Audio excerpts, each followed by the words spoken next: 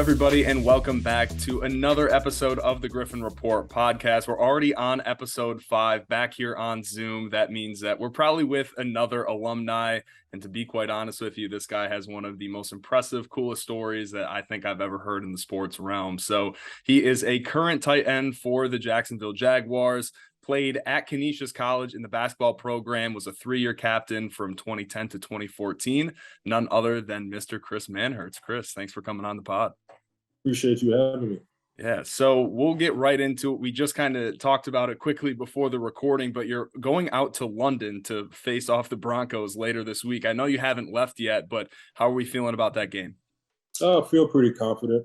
Wednesdays like today are usually the days when the coaching staff introduces the game plan to us as players. So it's a lot of downloading information right now, but by Sunday we should be ready to go. Yeah, that's awesome. So we'll get into your current status right now, but we'll flash back to your time at Canisius. You were a standout basketball player, grew up in the Bronx, went to Cardinal Spellman High School. Was it always basketball for you? Did you play any other sports growing up? Or because I know you didn't really have much football experience prior to, we'll get into that later, but was it always basketball for you? Yeah, it was 100% basketball. I didn't play any other sport, so that was branching out and trying something new. It was totally foreign to me at the time, totally different. And when, college recruiting aspects started coming your way in high school, what made you end up choosing Canisius as the school that you were going to go to for 4 years? For me at the time, it was it had a lot to do with the culture that I was presented when I went on my official visit and meeting the coach, Tom Parada, at the time, and him coming to my house and sitting down with my parents and meeting a lot of guys from the metropolitan area that was on that team. So there was a lot of similarities, and at that time I felt like it was a good fit. And you had a really impressive career here at Canisius. You're still just one of 3 people in almost the 120-year history of the Canisius basketball program to be a 3-year captain. So I think that just kind of goes to show the type of caliber person you are. But when you look at your collective 4 years as a whole in the program, what are some of your favorite memories that stick out during your time as a Golden Griffin?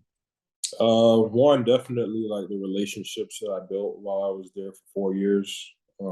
A lot of those relationships are still strong to this day.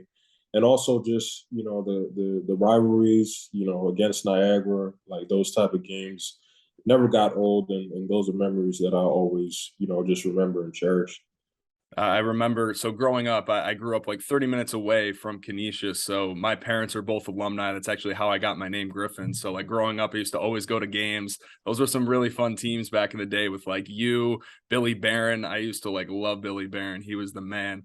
What out of your career stat lines? I know you were a big rebounder. You still post 4th all time in program history in your 798 rebounds. But is there one specific game that stands out to you where like I was playing my best basketball?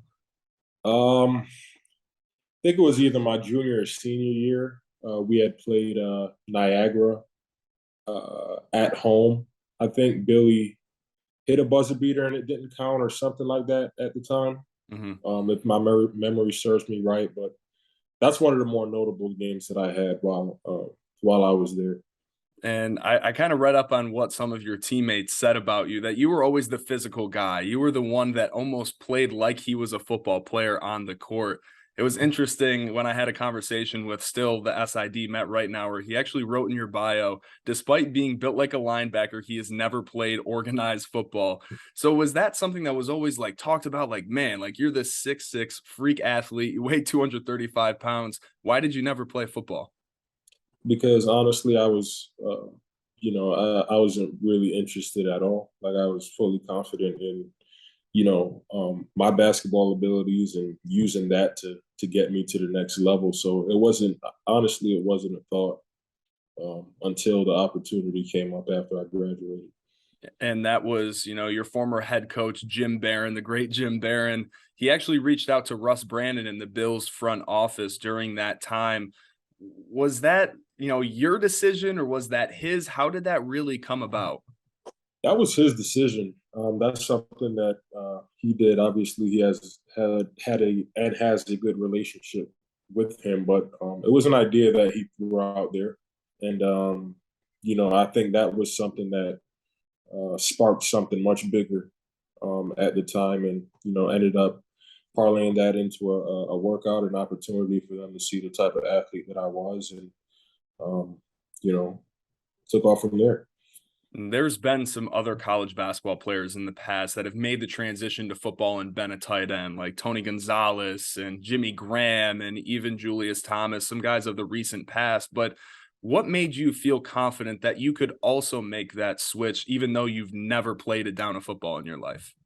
Well, to be honest with you, the confidence grew over time. Always was confident in my abilities to just branch out and try something new. For me at the time, I really thought that I had nothing to lose, so me trying it wasn't going to hurt me either way. But that confidence in my abilities as a football player in particular just grew over time. You just consistently do things over and over again, and eventually you build up a type of confidence that you belong, and if you keep working, it'll turn into something much better than what it is. So you mentioned some of those initial workouts with the Bills. Then this guy, Jim McNally, comes along, and I'll let you kind of explain a little bit more about him in a minute. But what was his relationship with you, and how did that dynamic kind of translate the player that you started to become? Because he just heard about, this freak athlete from Canisius trying to make it to the NFL. It's something that is kind of out of the ordinary. How crucial was he to your success? Oh, it was critical. But I met Jim through a good friend of mine that's in Buffalo right now. He's the offensive line coach at Hilbert College, John Shabetta. I was introduced to Jim through him. And Jim obviously knows a lot of people in the ranks of the NFL. And, one day we were working out in a park in Buffalo. I forgot what park. And I was with his friend, John Shabetta. And, he recorded me and sent it to Jim, and immediately Jim sent that to Sean Payton in New Orleans, and probably a day or two later I get a call from the New Orleans scouting department inviting me in for a workout. So the power of relationships and networking kind of served me well. Yeah, I think like even I'm starting to see that now in the journalism industry, like how crucial those networking opportunities are. So the Bills kind of saw some growth in you during that time when you're starting to kind of transcend, excuse me, into this football world. You get signed to the 90-man roster in 2014, and then you put on a helmet for the first time in your life in 2015 during rookie minicamp. When you're standing there and you're trying to make the team and make a good first impression, do you think that the people around you were maybe taking you as serious as you were internally? Because again, like you don't really see that a whole lot with a guy that's never played football. They've been perfecting this craft their whole life, and you're going to walk in here and just, continue to show that you're a freak athlete and you have what it takes. Right. I think partially, especially taking somebody with my limited experience, the expectations weren't, I would say, very high. Obviously, signing me is probably more higher upside than anything. It's a low risk for an organization once you really understand the business of football and contracts and such. So, I think it was very much that we have a player that never played football. Let's see what he could do. I'm sure my leash was short, just given the business of football and spots and stuff. But for me, I know that all it took was just an opportunity for somebody to have the time and patience to allow me to develop. And that opportunity came after your time with the Bills was done. So in 2015, you're let go in August. You didn't even appear in a preseason game. At that point in time, after you got let go by the Bills, did you kind of think that the dream was done, or did you still kind of hold out hope? What was your kind of mindset during that time? I mean, for that day that I was cut, I felt like the dream was done. I mean, for somebody like me that never played, I don't have any college, film for any scouts or potential scouts from other teams to go off of. So for me, just being realistic with myself, I'm like, hopefully I get another opportunity, but I wouldn't be surprised if I don't, just simply based off the fact that I don't even have any game film or what we call a resume to go off of. So for that day, I was kind of down about it, but immediately after, I just I honestly was just remaining optimistic, positive, and I kept working. And 3 days later, I was, flying to New Orleans. Yeah, and I've kind of read about that experience for you. So just for the people that maybe haven't heard it, where were you when you got that call from your agent that New Orleans wanted to have you for a workout, and how quick of a turnaround was that for you? I was in a park in Buffalo. I wish I could remember where it was. It was in Depew, though. It was Okay. in a park in Depew, and I was working out with John Shabetta, who I told you about earlier. And yeah, that's when I got the call that the Saints want to fly me in tonight or at that day. I probably had maybe 4 or 5 hours between when I got the call and when the flight was. So it was a pretty quick turnaround. And is it true that you actually locked your keys in the car while all that was going on? It's chaotic. You're trying to get to the airport and you're waiting for AAA to unlock your car. Is that true? Yeah, that's very true. I kind of cut into my travel time, but thankfully I made the flight. Yeah. So it all worked out for you in the end. You make that roster move, you go out to New Orleans and you make the 53-man roster, you make your first NFL appearance. And then it was almost a weird time for you after that second year, as it was a part of, I believe it was like some different roster moves that they had to construct. So they put you on waivers, but the Saints didn't really expect anybody to pick you up until, the Carolina Panthers just kind of swoop out of nowhere and pick you up. What was your mindset throughout that time? Because obviously, the front office is telling you one thing, hey, you're probably going to stay here, and then next thing you know, you're off on your way to Carolina. Well, after getting cut one time, you're kind of sort of privy to the way the NFL works from a business standpoint. It's kind of cutthroat at times, but to be honest with you, I thought I wasn't going to clear any waivers, and I would be right there back in New Orleans on Sunday in a transactional move that they made for an injury. But unbeknownst to me, I was claimed by the Panthers, and I honestly didn't know what to expect moving forward. I didn't know if it was a long-term thing or short-term thing. You kind of have to take it week by week, but that me getting claimed by waivers by them turned into 5 years there. So it's kind of crazy how it works. Yeah, and that's obviously where you spent the bulk of your career there in Carolina. In what ways did the Panthers, maybe their playbook, maybe just the team scheme in general, allow you to grow as a football player? Because that was really your first stable environment that you kind of got to play at a team. Like if you think in general, if you played college, you're there for 4 years, you were with the Panthers for 5. It kind of seemed like that allowed you to really grow as a football player. Yeah, I think just being around like veterans like Greg Olson, um, being in a tight end room with him, obviously he will probably be a Hall of Famer, but learning from somebody like that on his hip, in his room, how he goes about his business, how to be a pro, how to prepare, learning different nuances of the game, that helped tremendously. But all of that wouldn't be possible if I didn't have a coaching staff that was patient enough to trust the long term vision of what the potential could be. But I had to hold my end of the bargain and obviously show them at least a steady trajectory of improvement, week to week, year to year, and you just keep stacking them, and it's like a compound effect. Yeah, and it's really just cool to see again your development throughout those years. But was there a time, maybe it was before your time with the Panthers, or maybe it was during that time when you're blocking for guys like Christian McCaffrey, where you kind of just took a step back and realized, like, man, I'm doing something that's pretty cool right now that not many people can say that they've done in their life? Yeah, I oftentimes take moments to reflect on that. Even now, sometimes it's a little bit harder now because you're just so in go mode and football mode, and you don't have, I guess, the mental capacity sometimes to sit down and reflect. But I always do that from time to time. It was probably around my third year 3, that the game really started slowing down for me. So that gave me a lot of confidence in knowing that, just having a mindset of just always just constantly learning. Even I'm in my 8th year now, and I feel like I don't know everything, but I feel like every year I learn something new about the game, whether it's just IQ wise or positionally or what have you, that could only just add more tools to the toolbox.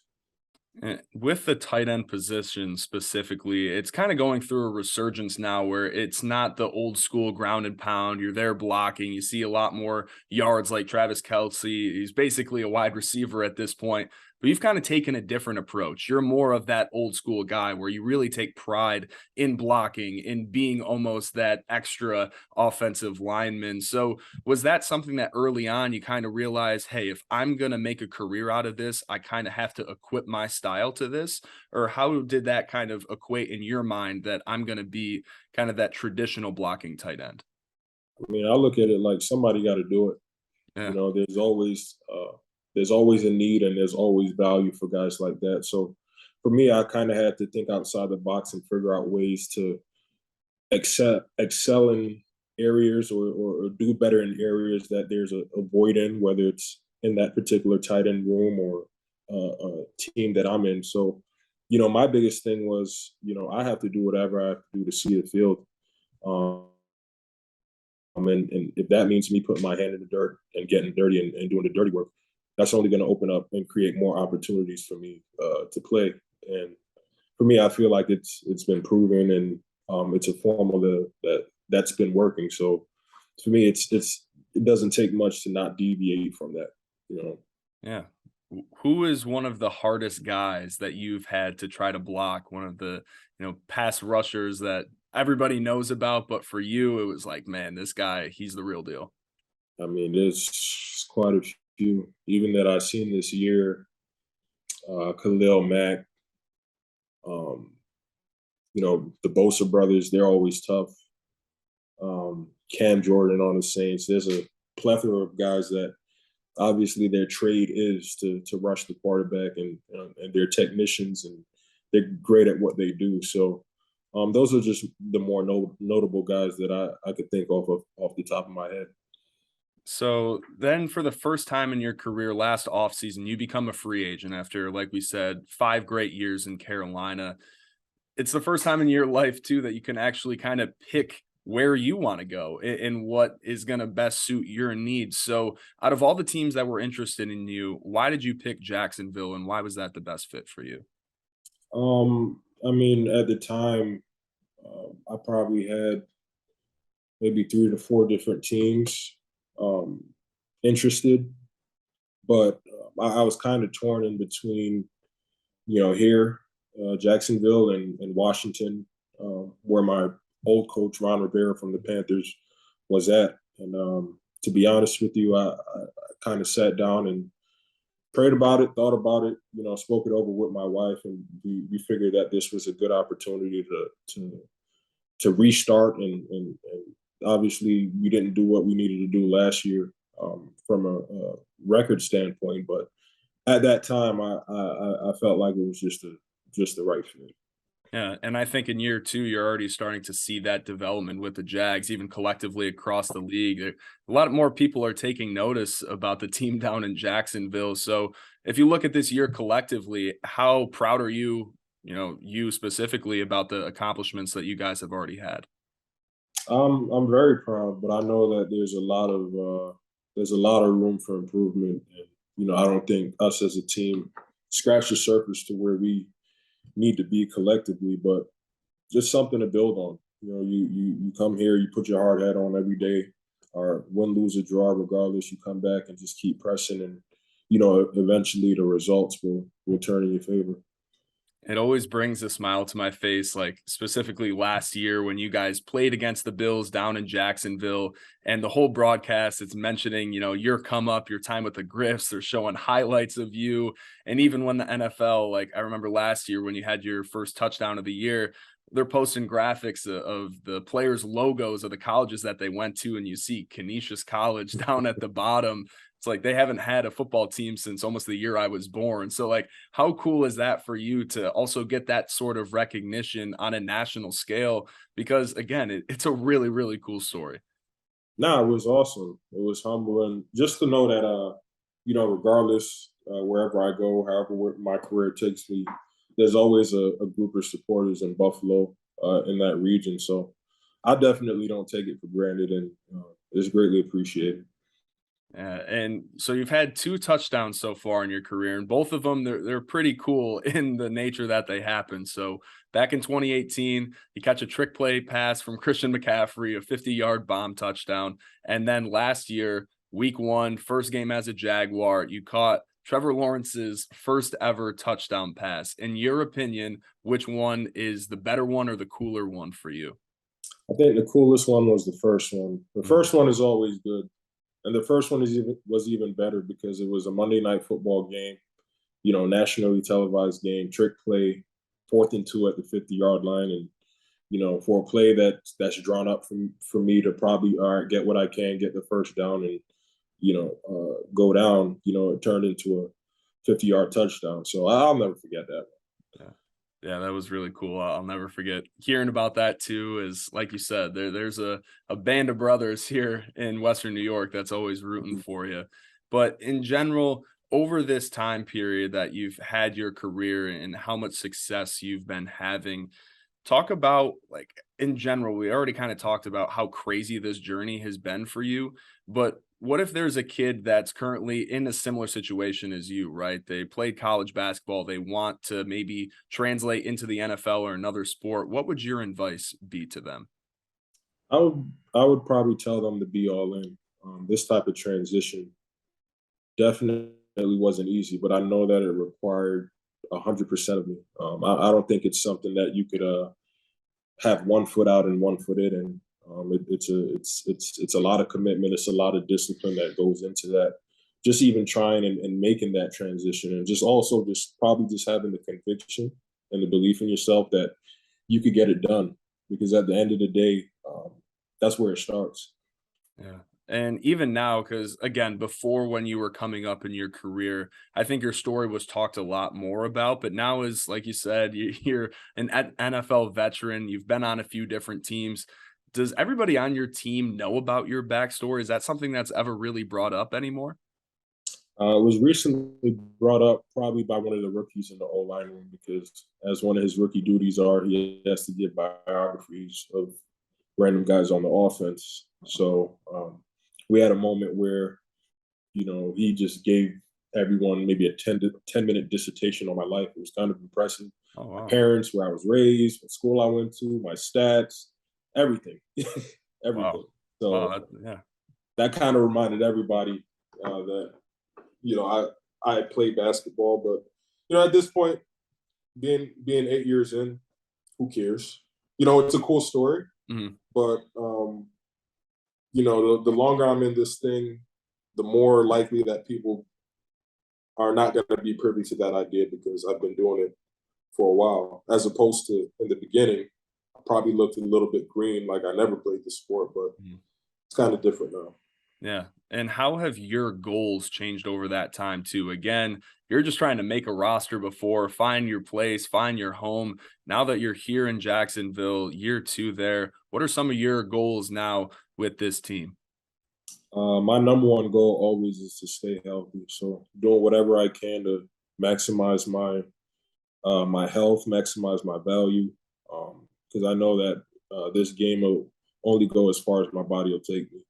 So that's always number one priority, especially now being 30 years old in the NFL. I'm not considered young in the NFL, Mhm. so it's like one of those things that I prioritize very heavily. But you want to take care of that, and you also want to win. You also want to win, and you also want to put yourself in a trajectory every week, every year to get better. And the things after that usually fall in the right place. And we talked about earlier your captainship in the Canisius basketball program. In more recent time, you were just named a captain last week with the Jags. How cool was that for you? And did it kind of bring back a flashback of your time when you were here at Canisius? Yeah, yeah, a little bit, a little bit. It's very humbling to be the appointed person, but I know something like that comes with a lot of responsibility, and I don't take that lightly at all. But definitely humbling, definitely an honor to be elected for something like that. And this will be the last question. I know you're a super busy guy and you're balancing this in between meetings, but Will you come back at any point to Canisius and come back for a game, maybe in the off season later down in March for a Battle of the Bridge matchup? I was looking at the schedule. If you want to come down March 4th, there's a game against Niagara at home. So maybe you got to put that on your radar. We're going to work on that. I did come to Canisius maybe in June with my wife and my son. Awesome. It was a random day though. I was there for a wedding. But just coming back into Kessler, just walking around looking at, it's kind of nostalgic, but it was good. But I'll definitely be back at some point. Yeah. I promise. You'll have to make sure when I'm still here that you will as well. So again, Chris, thank you for the time. Really appreciate it. And I think that our audience is going to be very happy that we could talk to you today. So again, I really appreciate it. Thank you. Appreciate you having me.